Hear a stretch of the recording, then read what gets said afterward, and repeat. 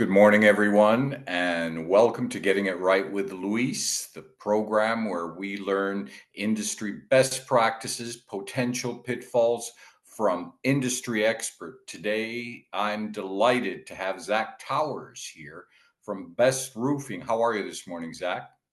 Hey, I'm doing great. Thanks for having us, Lewis. Glad to be I here. really appreciate your being here and sharing your knowledge with us and hopefully provide some value to board members who want to get some of this matter straight.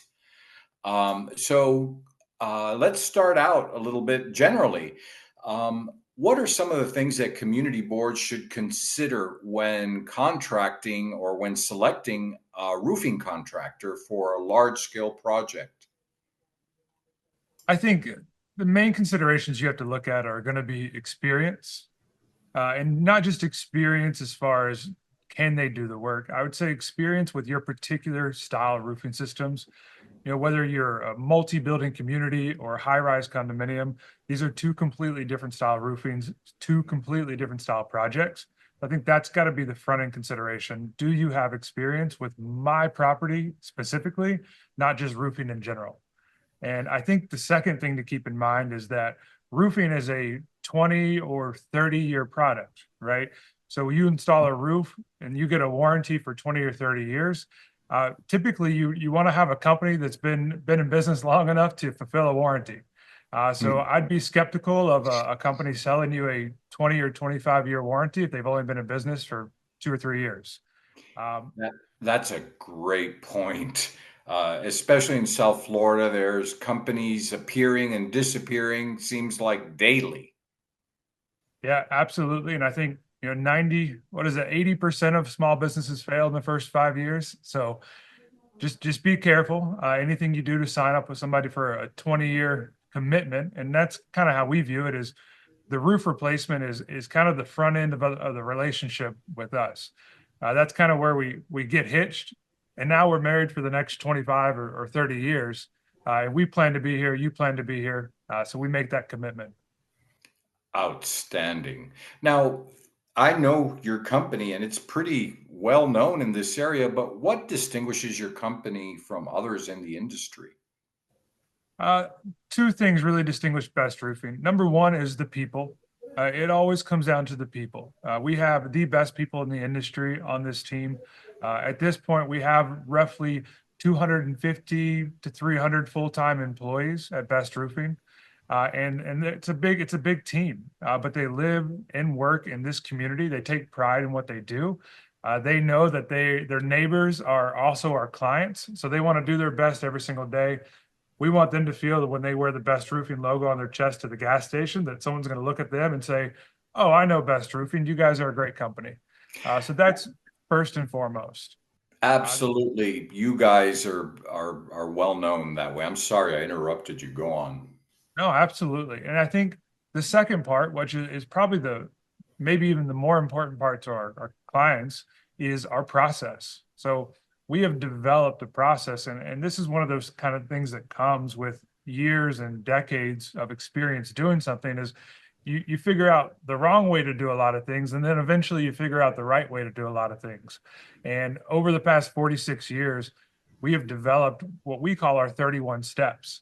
And it is a roadmap 31-step process that takes you from the very first contact with one of our clients to closing out a construction project, full and final, completely done.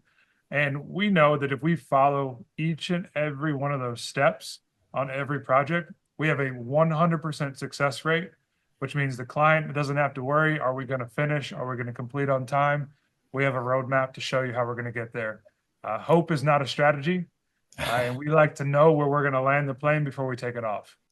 I love it. I love it. So, what type of roofing systems do you specialize in, and how do they cater to South Florida's climate? It's a great question.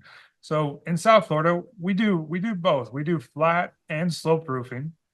Um, it's not so much the roofing materials themselves, because we're certified to install almost any manufacturer, almost any style roofing. The key to South Florida is how you install a roof, not necessarily which materials you install.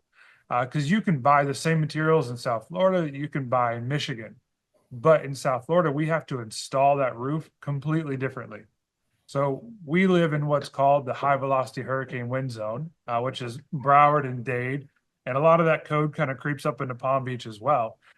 But what that means is we have to build roofs stricter than anywhere else in the nation or anywhere else in the state for that matter.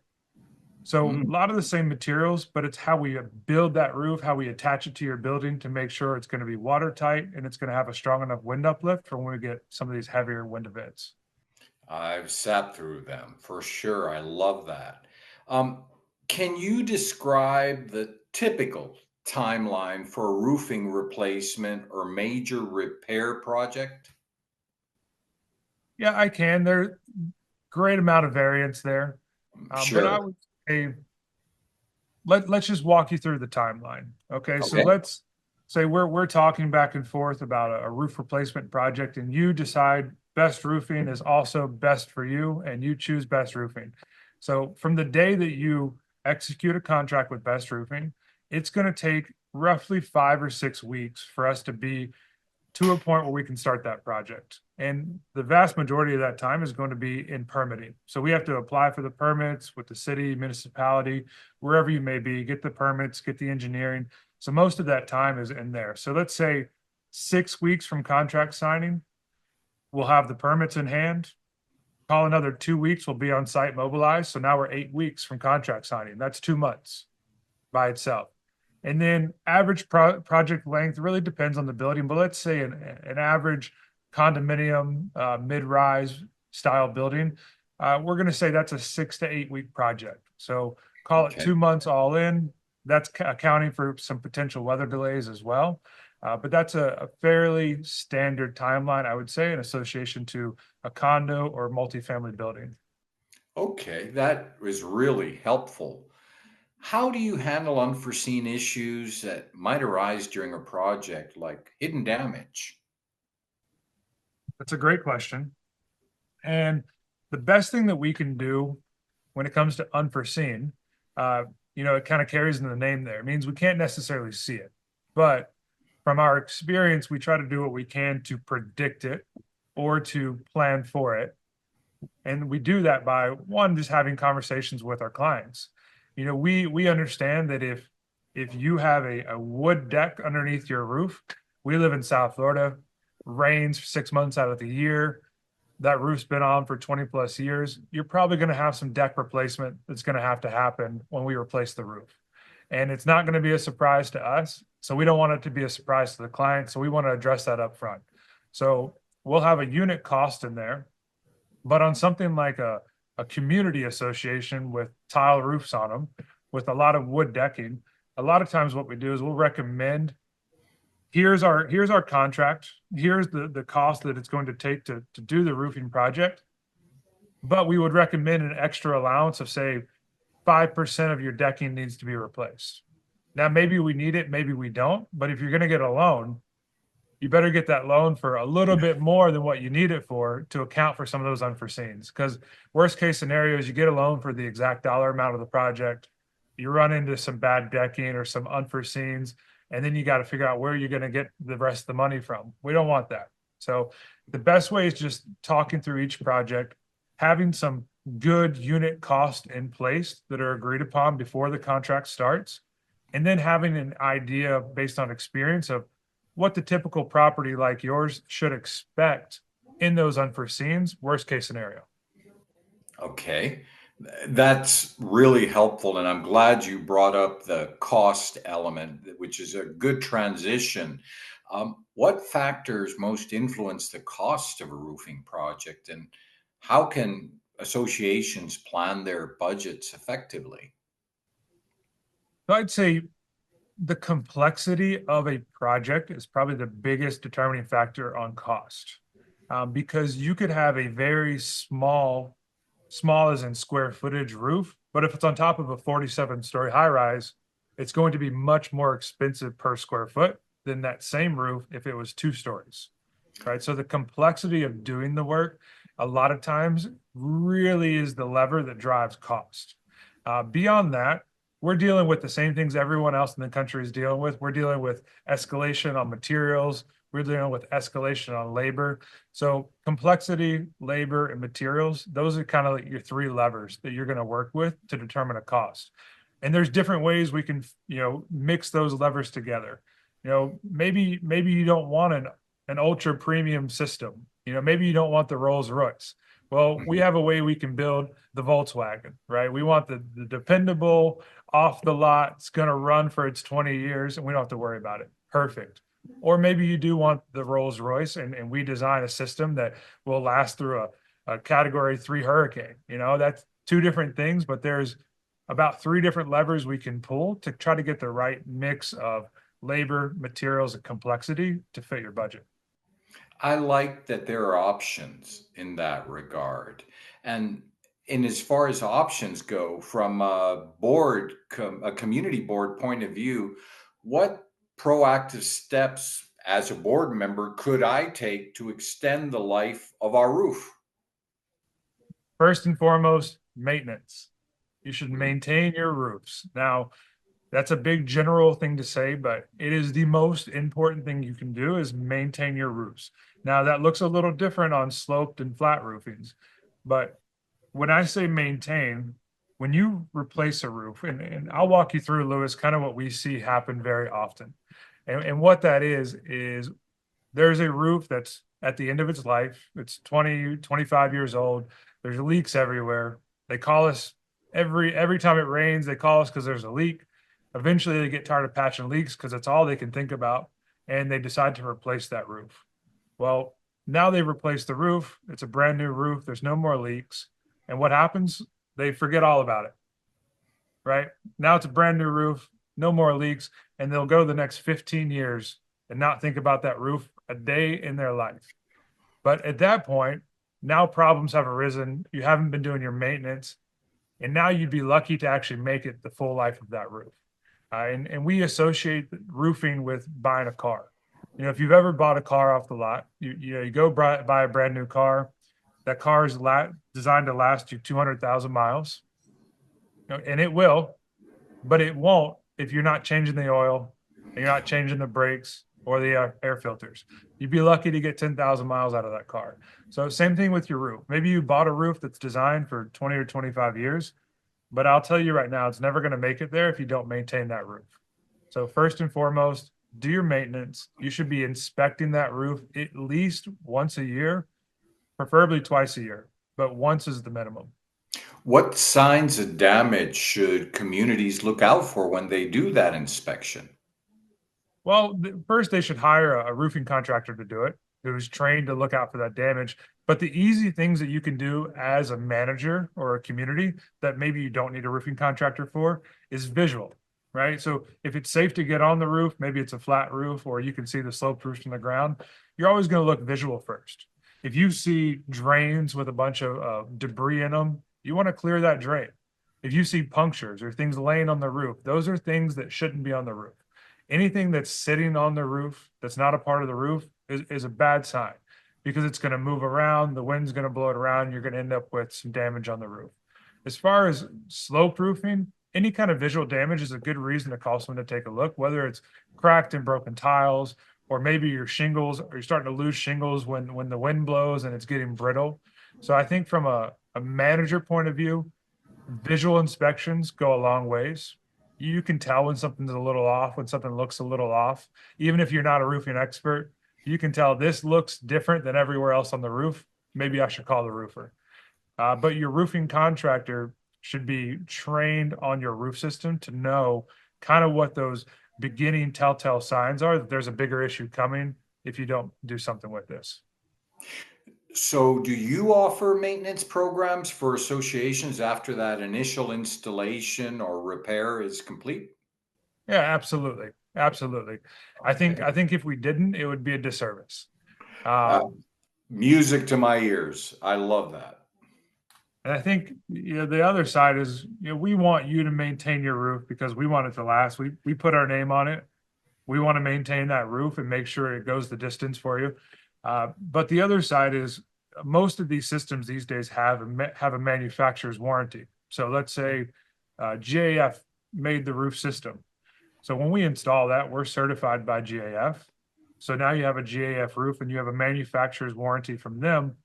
But a lot of times that warranty in the fine print is going to tell you if you don't do your inspections every year on that roof system, it'll actually void the manufacturer's warranty as well. Oh, I didn't know that. Okay. So let's shift a little bit to compliance. How does Best Roofing ensure compliance with South Florida's building codes and regulations? So we are meticulous on training and development. Um, all we can do is train continuously to keep up with the code. So South Florida Building Code as a state updates every 3 years. And every 3 years, it gets a little stricter and a little stricter, changes a little bit. But we rely heavily on our engineering partners, our architect and design partners, and also our manufacturing and distribution partners, people who actually make the roofing systems. Because if you didn't know, whenever a roof is designed, a roofing product, let's say a TPO roof from GAF, as the example goes, if they want to sell that product in South Florida, they have to get what's called a Florida product approval, meaning it meets the code requirements for South Florida, and how we attach that product meets the requirements for South Florida. So they have to be as up to speed as we are. So we work together with our manufacturing partners to make sure their systems are code compliant. And then in turn, they're training our guys to make sure that they're installing it in whatever the code compliance is. And this goes on almost every Saturday of the month throughout the entire year. We'll have a different system. We'll have a different manufacturing partner. Here at our facility, we have a training facility built into our office. So we bring in the guys, the field guys that come in, they meet with the distributors, the manufacturers, and they learn about the cool tips and tricks and any new code updates that they have to follow. Oh, I bet that's a lot of fun to spend your Saturday. But Something I love that you're constantly training. Um, what safety protocols do you have in place to protect residents and workers during a roofing project? That is a great question. And it's first and foremost of how we plan every project starts with safety. So we have a three-legged stool at Best Roofing, as we call it, and it is safety, quality, and productivity. So without one of those legs, it all falls down, and safety is always the first consideration. So, and it's a good question because you bring up the residents, and a lot of times people talk about safety, they just think about the guys on the roof, and making sure no one falls off a roof or hurts themselves when they're working. And it is a big concern, but with us, we work with a lot of condominiums and multifamily and associations. And you're right. It's also, how do we keep the residents safe? This is their home that we're working on, and these are large scale construction projects that we're working on. So Right. kind of like anything else, there's variance, but first and foremost, you have to have a plan. If you don't have a plan in place between yourself, the board, that's then communicated to the residents, there's no chance of doing a safe job. So what we do at the beginning of a project is we're going to set up whatever the perimeter is going to be, or the cadence of the work is going to be.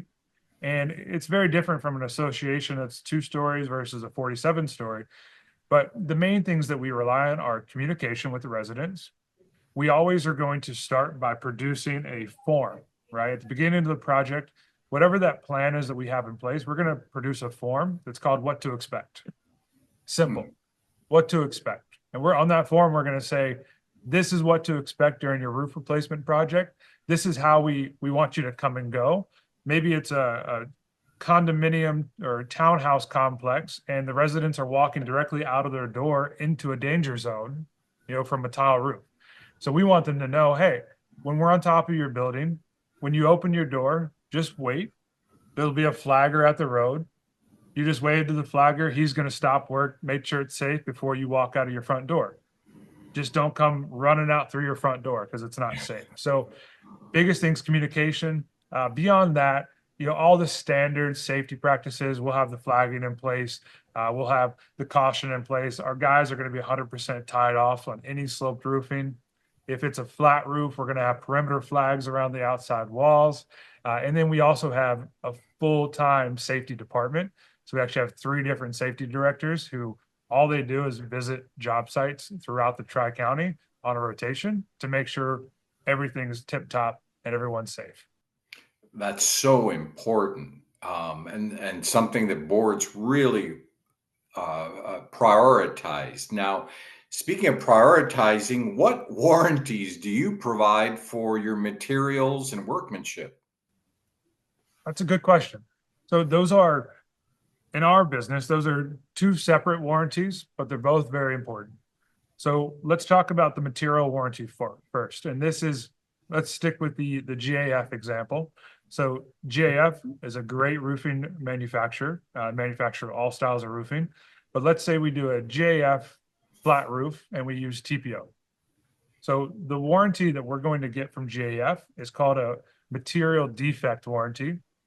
And what it covers is if that material has a specific defect that causes it to fail. There could be a lot of things with that, but basically, if the material itself disintegrates or doesn't perform the way it's spec to perform, then you have a warranty claim, and they will cover either the material or the labor and material based on what level of warranty you receive. So typically, their material only warranty is a little more cost effective. And then if you want the full NDL, no dollar limit warranty from the manufacturer, it'll cost you a little bit more, but typically it's a better bet and you're covered better in the long term. And what that means is if you have the NDL, you have an issue, they're going to pay for not only the material to replace it, but they'll also cover the labor it takes to replace that section as well. Whereas if you just have the material warranty, all they're going to do is pay for the cost of the material and the labor will be on you. Yeah, I don't like to climb on roofs, so I think that choice is clear. So, Absolutely. And then the other side of the warranties would be our warranty, which is a workmanship warranty. So workmanship warranty covers anything that we touched and installed. So it's different on different roofs, but let's say on the same example, the flat roofing, the TPO, one of the most critical things on a flat TPO roof is going to be your seams on your TPO, how things are welded together, your flashing details that we have to connect to the walls. So anywhere that we have mechanically attached or put the roof together, if that fails, that's covered underneath your workmanship warranty. Now, what's not covered under either warranty is going to be damage by others, which means HVAC guys walking on your roof and accidentally punctures a hole in it. That's not going to be covered under a warranty. Acts of God will never be covered under a warranty. So that could be hurricanes, strong wind events, anything like that. If it damages your roof, that's an insurance claim. That's not a warranty claim. And sometimes people mix those 2 things up. mm. So, so speaking of warranty claims, how do you handle warranty claims and what kind of support does Best Roofing offer if issues come up post completion? So we handle warranty, especially with if you're on our warranties. So typically what happens is right after we complete a roof, you're going to automatically get a period of workmanship warranty. And that could be 2 years, it could be 5 years, but we really encourage you for 2 years. And the reason we encourage 2 years is because at year 2, we really want you to start maintaining that roof. We don't want you to go 5 years before you start maintaining that roof. So our standard warranty is we're going to give you a 2-year workmanship warranty up front. At year 2, we want you to sign up for the maintenance plan so we can come out and start maintaining that roof to make sure there's no damages that arise. Now, if you're on that maintenance plan with Best Roofing, that means you are top priority for every issue you have on that roof. So you have a leak, you have an issue, you call us, you are going to be the first stop on the list the next day. We're there, we're available 24/7 to take your call. If it's an emergency, you have a river flowing into your penthouse condo, we understand you don't want to wait around for that fix. So if you're on the plan, you're always treated with priority. And our guys are designed, our service trucks are designed in a way to be mobile roofing companies, let's say. And maybe you've seen them out on the streets. They're the box trucks you see. Yeah. And the reason we went with box trucks is because if you open one up inside, it's built out to be a little mobile roofing company. So there's different manufacturers, materials, different sealants, you name it. We want it in that truck because when they show up, we want them to show up, find the leak, fix the leak all at the same time. Because we don't want to come back 3 times and you don't want us to come back 3 times. No, I like it, but not that much. So I understand. So many issues are coming up today regarding the environment and energy efficiency. So, what are some of the benefits of energy efficient or environmentally friendly roofing materials? It's a great question. So there's a couple different things we can talk about there. And I think the biggest one is going to be the transition to the white single ply roofing. So going from the traditional roofing that was used, especially in South Florida, was a built-up roof. Built-up roofing was a great roofing technology for a lot of years. Great performance record. Some issues with installer errors, consistency, but in terms of what we're talking about now, it is a black, dark roof, right? So your entire building, the top of it's going to be very dark black or gray, covered in gravel, and that just absorbs that heat, right? Pulls the heat Mhm. into the building, and then as a city or a whole metro, if everyone in the whole city or metro has a black roof, as a whole, it's pulling more heat into that city, right? So it's pulling more energy consumption from all the HVAC that we already have to have running. So this transition going into these white single ply membranes has greatly reduced the energy cost from cities as a whole as they switch to white roofing. There's actually cities like Denver. Denver actually had a white roof initiative, meaning if you replaced your roof in the city of Denver, you had to go back with a white roof. You couldn't go back with a tar Oh, roof or a black roof because they found out that if everyone put white roofs on, it would lower the city's energy consumption. So we see fascinating. that happening here in South Florida. And, no matter what, we're going to have to run our ACs. It's a hot climate. But I will say that when we replace a roof from a traditional black or asphalt roof to a white single ply, typically you're going to see a lowering of your cooling cost. You're probably going to feel a lower ambient temperature, especially if you're top floor of a condominium or maybe a different client, but they have a warehouse, something like that. You're definitely going to feel the effect. So roofing materials itself, those white roofs are considered cool roofs, and they do reflect a lot of sun, so they can cut down on cooling cost. So Um, important in South Florida, where cooling costs are a thing. Absolutely, absolutely. And I think the other thing that we want to touch on for just environmental concerns would be the ability to restore roofs or the ability to make roofs last longer, right? Because every year that you can buy for that roof is not only great for the client, but it also keeps that roof from going into a landfill, right? So if we have different options to restore a roof, let's say a roof that's designed to last 20 years, maybe at year 15, we catch it and we perform a restoration, whether that's a resurfacing or a, a recovering of the roof, and we can buy another 10 or 15 years for that roof. Well, that's another decade that roof didn't get torn off into a landfill. Uh, yeah, okay. I hadn't even thought very much of that, but that makes perfect sense. Now, in terms of incentives, are there any rebates or incentives available for communities that invest in energy efficient roofing systems? Though I will say that in South Florida, we haven't seen great incentives for this yet. I think there's some growing pushback. There are some different like LEED certified you might be able to tie into when you get into apartments and multifamily, but not as much on the condominium side yet. But we've definitely heard some whispering, some pushing. But that goes for South Florida in general is kind of uh, late to the game on a lot of these incentives for being more eco-friendly. Like our recycling programs aren't that great, the solar programs aren't that great yet.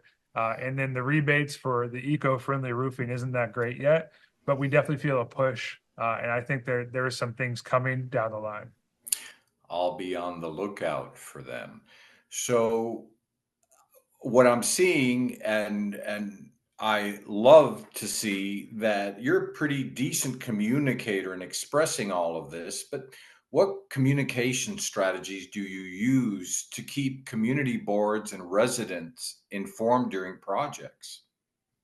That's a great question, Lewis. You're just hitting I'm all the here for nails on all you. the heads. Great question. So the process, first of all, is, we work a lot on the front end of the business. So I oversee the front end, so the estimating, the sales, the client interactions. But when you decide to work with us, now you need a team that's going to work with you through this project. So as soon as you execute a contract with Best Roof and you get an entire construction team assigned directly to you, and that's going to have a project manager, a construction manager, and then you're going to have a dedicated site supervisor who is on site anytime someone from Best Roofing is on site. Your site supervisor will be there. Now, from there, one of the first steps is that construction team is going to want to do a site walk. And I'm walking you through this because it ties into our communications. Our site walk is designed to, one, to get the team familiar with the project. Maybe they haven't really been there yet. Two, to get you familiar with the team. And three, to do a pre-existing damage assessment of the community, right? We want to know pre-existing conditions before we start the roof. What's the parking lot look like? What do the windows look like? What do the doors look like? And one, it protects us, right? But it also protects the board as well. Because I think Lewis, as well as I do, that after you conduct a large scale construction project, anyone that had a crack in a window, anyone that had a crack in a sidewalk, they're calling the board for the next 6 months saying, hey, that contractor that you hired, they damaged my property. I need you to pay for it. Trust me, we've been there, we've seen it. And a lot of times it's not malicious either. Sometimes things just don't get noticed until after we're done. So we want to cover all the bases. So that starts with what we have is a cloud-based photo software that's on everyone's phones and tablets. And what it does is we take real-time photos. So as we do those inspections, we're taking photos and it timestamps and dates the photo. And it geotags the photo to that project. Oh, wow. And everyone has it on their devices. So it starts from that first initial walkthrough. We're gathering those photos, time-stamped and dated. They're going into a file. And then we develop a plan with the board. When we start executing on that plan, we use those photos to take photos of our progress, right? So as we are completing sections of the roof, all the guys know there's certain things we have to take photos of at certain stages. Maybe it's the shape of the deck. Maybe it was an unforeseen condition that we needed to do something with, but we want to take a photo of it and show you so you're not taking our word for it. And all these photos are uploaded into this cloud. And then once a week, you're going to get what we call an online project management report. Now, typically comes on Thursday. You can request it 2 times a week, but typically it's 1 time a week. And this report is going to be probably 5 to 10 pages long. And it's going to have the progress photos of everything we accomplished that week, any unforeseens that we ran into. If there's a decking or wood or anything like that, we have a log that's going to say, hey, we had to use 10 sheets of decking this week for this building. Here are the photos associated with it. And then at the very bottom, you're going to have a plan that says, here's where we're at so far up to date. And then here's where we plan to be through next week. So please communicate with the residents of this next phase that they should expect to see us on top of their roof in the coming week. That is so important. I think one of the most frequent complaints that I get from boards and communities, they just don't know what's going on with a given project. They have to figure it out, or are surprised by what's going on, and it can be an inconvenience, hassle. So that's really good to hear that your company takes an active role in communicating this kind of stuff. And looking forward, how should associations prepare their roofs for hurricane season? the best thing you can do is inspect that roof prior to hurricane season. I think the recommendation is inspect your roof at least once a year.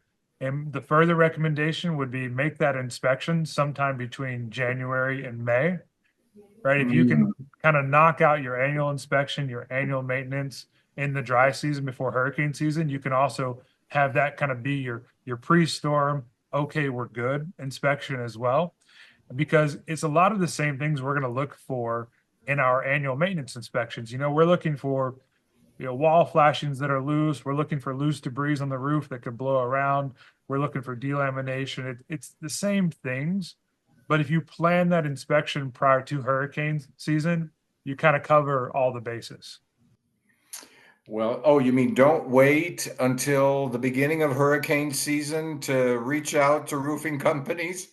Yeah, I think that's a good recommendation, Louis. Sure. Um, Zach, what are some of the latest innovations in roofing technologies that you feel communities should be aware of?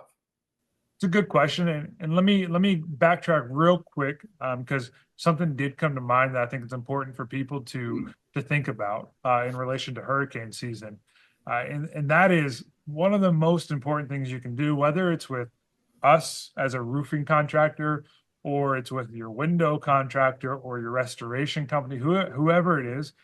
I think it's critically important to have a relationship with your vendors prior to hurricane season. And the reason I say this is because, God forbid, a hurricane does come. We've gotten lucky, we continue to get lucky, but someday it's probably going to happen, Mhm. right? And what happens when this happens is a flood and a rush and a panic. And I've done this. I used to work in the hurricane restoration industry all over the country, or the insurance restoration industry, and I've seen it firsthand. The day it hits, if you wait till the day it hits, and you're trying to start a relationship with a restoration company or call a roofing contractor, from the day it hits, you're going to be putting a log that's 3 or 4 months, maybe 6 months, a year down the road, because all the local companies who have established relationships are fully booked out now for the next 6 months. So what's going to happen is if you don't have an existing relationship and you're not on that priority service list with your roofer or with your restoration company, you're going to get stuck having to use the guys coming from out of town who are storm chasers who are coming in to swoop up the extra business. The And some of them are, carpetbaggers, yeah, yeah. some of them are reputable companies, but a lot of them aren't. And as we mentioned earlier, South Florida building codes are completely different than anywhere else in the nation. So you're kind of taking the chances when you're going with someone that comes in from out of town versus having a restoration company that has you on a priority service agreement prior to. So I just wanted to make that point because I've seen it happen before.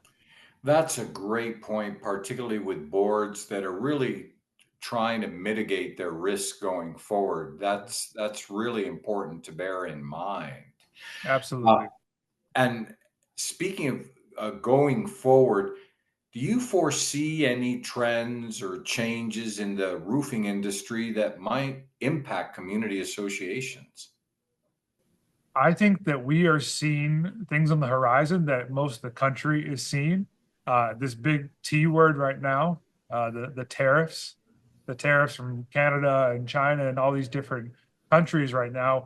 It's kind of up in the air. We don't know where it's going to land, but I will say there's a lot of raw ingredients in roofing products that gets imported from places like China or Asia. Even some aluminum and metal products get imported from Canada.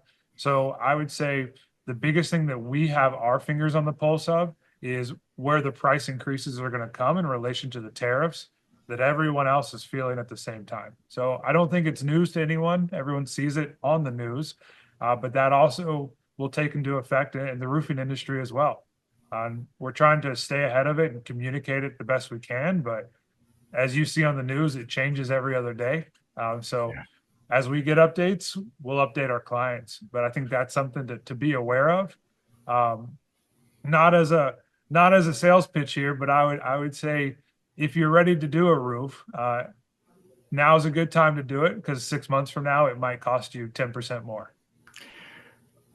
That is a really great point.